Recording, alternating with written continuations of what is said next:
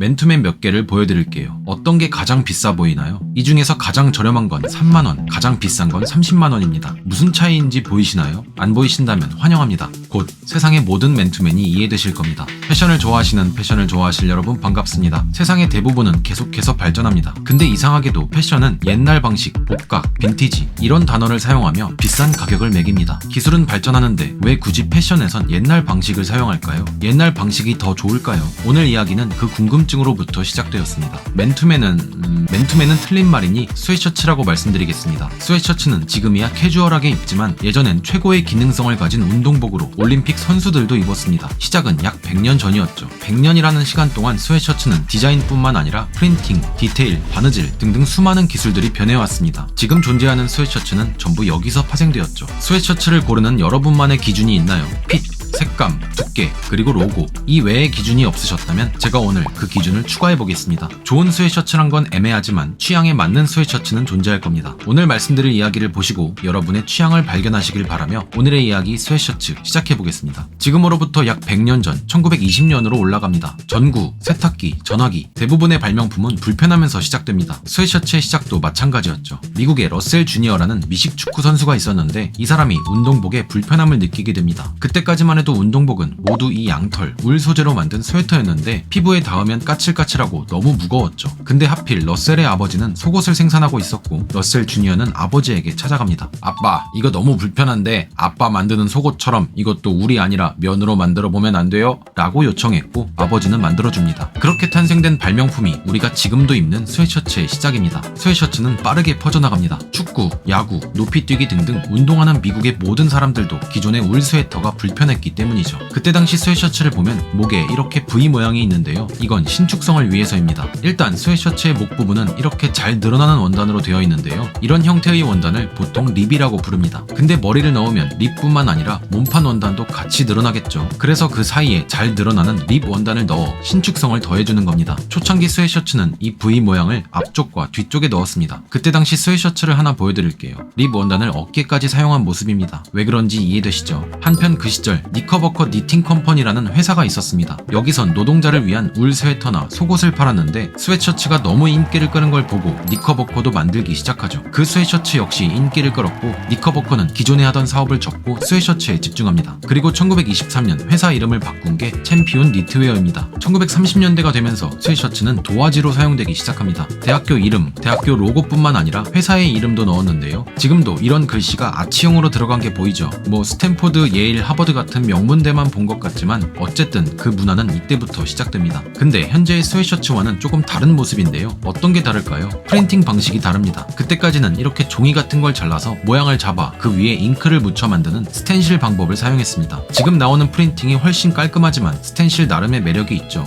한편 당시 스웨셔츠에는 큰 문제가 하나 있었는데요. 세탁을 하면 기장이 줄어든다는 문제였죠. 그걸 해결하기 위해 챔피온이 리버스 윕을 한 걸 개발하고 특허까지 냅니다. 이게 뭐냐면요, 원단을 돌린 겁니다. 원단에는 가로와 세로 방향이 있는데 세탁할 때마다 세로로 줄어드니 그 방향을 90도 돌린 거죠. 그러니 기장은 덜 줄어도 폭이 줄어들긴 합니다. 별거 아닌 것 같지만 당시엔 아무도 생각하지 못했었죠. 챔피온은 리버스 윕뿐만 아니라 다른 스웨셔츠도 개발했는데요. 이건 모양이 조금 독특하죠. 원단 결을 다양하게 배치했는데 아마 세탁하면 이렇게 줄어들 겁니다. 그리고 원단은 결에 따라 신축성이 조금 다른데요. 이런 구조를 만든 건 활동성을 위해서도 있습니다. 어쨌든 그 당시 스웨셔츠는 멋보다는 기능을 위해서 디자인되었죠. 다시 대학교로 잠깐 가볼게요. 그때 대학생들이 스웨셔츠의 로고 혹은 학교 이름을 프린팅하는 건 비공식적이었습니다. 지금처럼 학교에서 직접 꽈잠바를 만드는 게 아니라 학생들끼리 마음대로 했던 거였죠. 근데 챔피온이 이런 문화의 잠재성을 파악하고 최초로 레터링 가공을 개발합니다. 그리고 미국의 대학교들은 챔피온에게 공식적으로 학교 팀을 위한 스웨셔츠를 주문하죠. 어떻게 보면 꽈잠바 문화의 시초가 아닐까요? 그때까지도 스웨셔츠는 최고의 기능성 옷이었습니다. 1936년 베를린 올림픽에도 1939년 2차 세계대전 때 미군들도 운동복으로 사용했죠. 근데 이 소매 립에서 현대와 다른 부분이 보이시나요?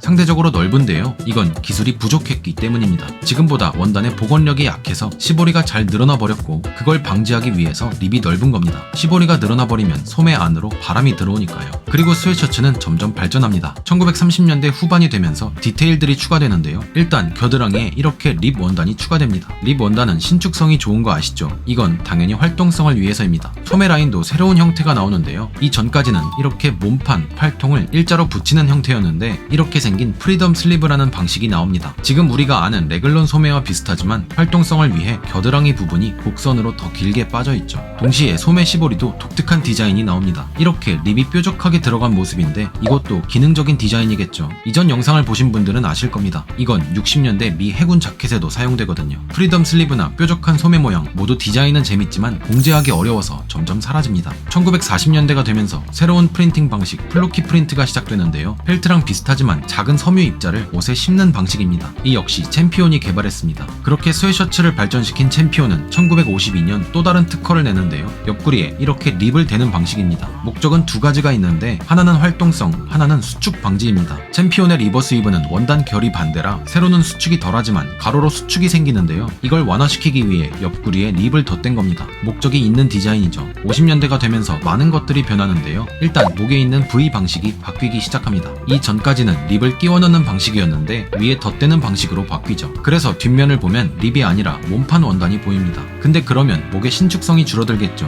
굳이 이렇게 한 이유를 챔피온은 땀 방지를 위해서라고 하는데요. 립 원단보다 몸판 원단이 땀을 더 잘 흡수하기 때문에 목에 흐르는 땀을 이 부분이 막아준다는 거죠. 근데 또 다른 의견으로는 그냥 멋을 위해서라는 말도 있습니다. 소매에도 변화가 생기는데요. 그 전까지는 소매에 이음새가 없었습니다. 원통형으로 한 번에 짰기 때문이죠. 소매뿐만 아니라 몸판도 옆에 이음새가 없었습니다. 덕분에 착용감은 좋았지만 원통형 기계의 가장 큰 단점은 느린 생산 속도였는데요. 이게 기술의 변화로 대량 생산이 시작되면서 점점 사라지기 시작합니다. 그래서 소매의 립 부분도 이음새가 생기기 시작하죠. 60년대가 되면서 스웨셔츠 몸판에도 이음새가 생깁니다. 느린 원통형 기계 대신 빠른 기계가 대체했기 때문이었죠. 이때부터 대량 생산이 시작됩니다. 옛날 원통형 기계는 생산 속도는 느리지만 느리게 짠 덕분에 부드러운 촉감을 갖고 있는데요. 대량 생산을 위해 점점 사라집니다. 그것뿐만 아니라 원가 절감을 위해 V 모양도 한쪽만 달게 되고 나중엔 없어져 버리죠. 물론 좋은 기술도 발전했습니다. 합성 섬유가 사용되기 시작했고 봉제 방식도 변했는데요. 이 전까지는 주로 세 가지 봉제를 사용했습니다. 이렇게 생긴 오버로크,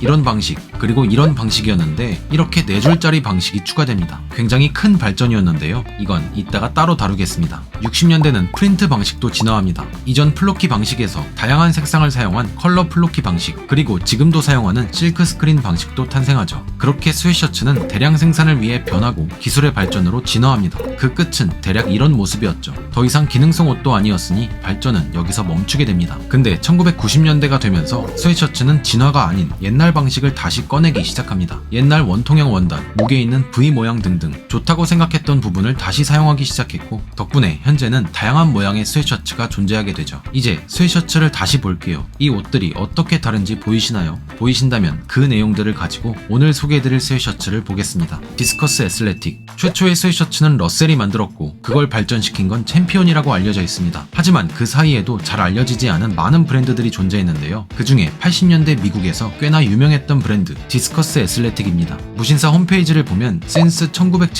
73년부터라고 써 있습니다. 근데 오늘 말씀드릴 옷은 그때부터 만든 게 아니라 한국의 무신사가 그 브랜드를 가져와서 다시 전개하는 옷들이죠. 네, 라이센스 브랜드입니다. 라이센스라는 단어를 좋아하지 않는 분들도 계실 겁니다. 그 이유는 아마도 대부분이 로고 플레이만 하기 때문일 거라 생각하는데요. 그렇지 않은 사례도 있습니다. 가치가 있는 브랜드가 망해서 다시 일으킨 사례도 있죠. 근데 왜 굳이 브랜드도 로고도 알려지지 않은 디스커스를 선택했을까요? 디스커스 역시 사라졌던 브랜드지만 실제로 80년대의 상징적인 브랜드였기 때문이죠. 그때 스웨셔츠는 지금도 비싼 가격에 거래됩니다. 하지만 오늘은 디스커스 애슬레틱의 역사나 로고가 아닌 옷에 대한 이야기를 해보겠습니다.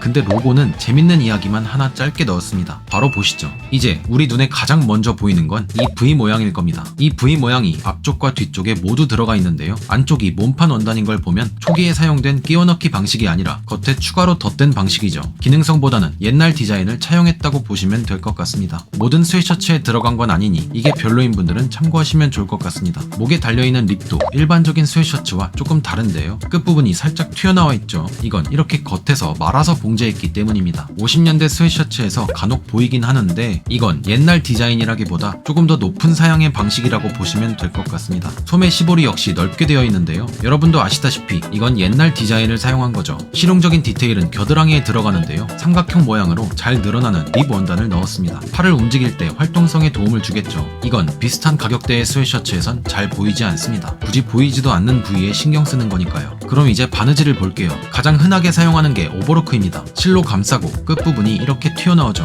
겉에서 봤을 때 실이 보이지 않는 가장 쉬운 방식입니다. 이렇게 두 줄이 보이는 방식도 있는데요. 아마 여러분 스웨셔츠의 어깨에 있을 겁니다. 안쪽이 오버로크처럼 달랑거리진 않고 살짝 튀어나온 모습입니다. 이번엔 세 줄이 보이네요. 얘는 겉에도 오버로크처럼 실이 왔다 갔다 하죠. 이것도 끝부분이 달랑거리진 않고 납작하게 있는데요. 그래도 살짝 튀어나와 있죠. 그래서 얘는 두 가지 방식이 있습니다. 겉으로 튀어나오거나 안쪽으로 튀어나오게요. 겉으로 튀어나온 건 바깥이 살짝 지저분한 대신 안쪽이 매끄럽습니다. 그리고 이렇게 네 줄로 봉제된 게 있는데요. 디스커스는 이 방식을 사용합니다. 앞의 방식과 다르게 원단 끝부분을 납작하게 연결하는데요. 안쪽과 바깥쪽 모두 매끄럽게 되어 있어 몸에 닿는 촉감도 좋겠죠. 그래서 레깅스나 기능성 티셔츠에 많이 사용됩니다. 이 네 줄 방식 재봉틀은 1962년 유니온 스페셜에서 개발했습니다. 아는 분들은 아시겠지만 청바지의 밑단도 이 유니온 스페셜에서 나온 특정한 재봉틀로 박으면 이렇게 물결 무늬가 생기는데요. 이건 옛날엔 불량으로 취급되기도 했습니다. 근데 복각 전문 브랜드들은 청바지 밑단을 꼭 이걸로 봉제합니다. 복각 스웨셔츠 역시 그런 유니온 스페셜의 4줄 방식 재봉틀을 사용하기도 하는데 디스커스는 아닙니다. 현대적인 방식을 사용하죠. 어쨌든 비슷한 가격대의 스웨셔츠에는 잘 사용하지 않는 방식입니다. 스웨셔츠는 복각이던 아니던 특히 이 회색을 많이 사용하는데요. 그 이유에 대한 설이 있습니다. 맨 처음에 스웨셔츠가 없을 때는 운동복으로 양모 스웨터를 입었다고 말씀드렸죠. 그 양털을 염색하지 않으면 보통 회색인데 주로 그걸로 스웨터를 만들었고 나중에 스웨셔츠가 나와서도 양털 스웨터의 색상과 질감을 참고했기 때문에 이 회색이 많이 쓰인다는 설이 있습니다. 어쨌든 이 회색은 스웨셔츠에서 상징적인 색상인데요. 디스커스의 회색도 특별한 점이 있습니다. 원단을 자세히 보면 밝은 회색부터 어두운 회색까지 다양한 색상이 보이죠. 이런 색감을 내는 건 실 덕분인데요. 실은 아주 얇은 실을 꼬아서 만들고 그 실을 다시 꼬우기도 합니다. 실을 구성하는 원료를 염색하거나 다양한 색상의 실을 꼬우기도 해서 이런 색상을 만드는 거죠. 그런 회색을 멜란지 그레이, 헤더 그레이라고 부르는데 그걸 전문으로 연구하고 개발하는 중국의 브로스라는 회사가 있습니다. 중국이라 해서 부정적일 수도 있지만 유니클로, H&M뿐만 아니라 나이키, 랄프로렌, 아디다스에도 납품하는 큰 회사입니다. 디스커스는 여기서 실을 수입해서 사용하죠. 70년대 스웨셔츠 분위기를 내기 위해 그 실로 원단을 직접 짰습니다. 다른 브랜드에서 똑같은 색감을 보긴 어렵겠죠. 원단은 헤비웨이트라고 써있는데 많이 들어보셨죠? 헤비웨이트는 말 그대로 무게가 무거운 것입니다. 그래서 보통 헤비웨이트 스웨셔츠는 두꺼운 실을 사용하고 두꺼운 원단이 됩니다. 근데 디스커스 스웨셔츠는 비교적 얇게 원단을 짰는데요. 그러니까 무게는 똑같이 무거워도 밀도가 높다는 말이겠죠. 그럼 한번 비교해볼까요? 헤비웨이트라고 판매하는 스웨셔츠는 야드당 700g, 800g 이렇게 무게를 적어두기도 하는데요. 야드로 무게를 재는 건 정확한 기준은 아닙니다. 조금 더 정확한 방식으로 같은 면적의 원단을 잘라서 비교해보겠습니다.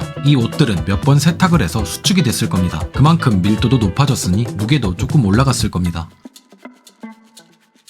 이 저울의 단위는 원단 1평방미터당 무게를 계산해주는데요. 뭐 그냥 높을수록 무거운 원단이라고 생각하시면 됩니다. 결과는 이렇습니다. 확실한 건 이 중에선 디스커스 스웨셔츠가 가장 얇게 느껴졌습니다. 직접 만져보면 생각보다 얇은데 들어보면 생각보다 무거울 겁니다. 두껍고 무거운 것, 얇으면서 무거운 것 어떤 게 좋다고 보긴 애매하니 취향 차이라고 생각하시면 될 것 같습니다. 아, 그리고 로고 이야기 짧게 말씀드린다고 했죠. 디스커스의 무지 스웨셔츠엔 이렇게 사이즈가 적힌 작은 라벨이 붙어 있는데요. 보통 사이즈가 적힌 라벨은 목 안쪽에 들어가죠. 디스커스 애슬레틱에서 7, 80년대에 사용했던 방식입니다. 근데 브랜드 슈프림이 이 방식을 패러디해서 슈프림 애슬레틱 컬렉션으로 발매한 적이 있는데요. 슈프림이 사용했으니 좋다라는 게 아니라 7, 80년대 디스커스는 그만큼 영향력이 있었다로 봐주시면 좋을 것 같습니다. 현재 무신사의 디스커스도 이 라벨을 사용한 무지, 블랭크 라인 상품을 만들죠. 디스커스는 스웨셔츠 외에도 다양한 옷들을 만드는데요. 스웨셔츠 분위기가 마음에 드셨다면 참고하셔도 좋을 것 같습니다.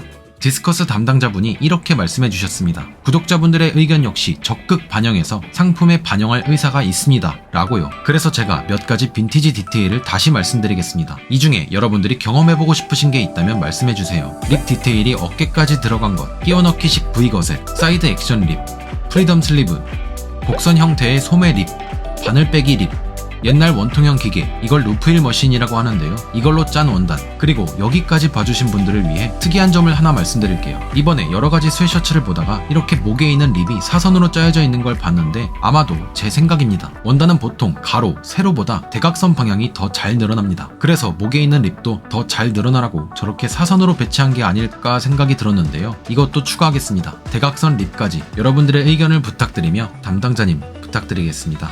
제가 오늘 준비한 이야기는 여기까지입니다. 다시 한번 말씀드리지만 디스커스 애슬레틱은 라이센스 브랜드입니다. 하지만 일반적인 라이센스 브랜드와 다르게 로고가 아닌 옷에 초점을 맞췄다고 저는 생각합니다. 지금까지는요. 여러분이 계속 감시하고 관심을 주신다면 앞으로 좋은 라이센스 브랜드로 성장하지 않을까 생각합니다. 디스커스 애슬레틱을 경험하셨다면 여기에 과감하게 말씀해주세요. 어떤 게 좋은지, 어떤 점이 나쁜지 담당자님은 그 피드백을 보고 반영할 것입니다. 왜냐면 여러분은 옷을 좋아하는 분들이니까요. 여러분이 해주는 피드백은 그 어떤 소비자들의 피드백보다 좋지 않을까요?